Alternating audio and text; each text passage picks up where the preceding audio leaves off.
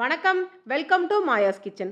குழந்தைங்க ஜெல்லி கேட்குறப்பலாம் சத்துள்ளதா இதை செஞ்சு கொடுங்க. 1 கப் கேழ்வரகை நைட்டு ஃபுல்லாக ஊற வச்சு எடுத்துக்கோங்க. இதை ஒரு மிக்ஸி ஜாரில் சேர்த்துட்டு இதோடவே 1 கப் தேங்காய், 2 ஏலக்காய் சேர்த்து 2 கப் தண்ணி ஊற்றி பாலாக பிரித்து எடுத்துக்கோங்க.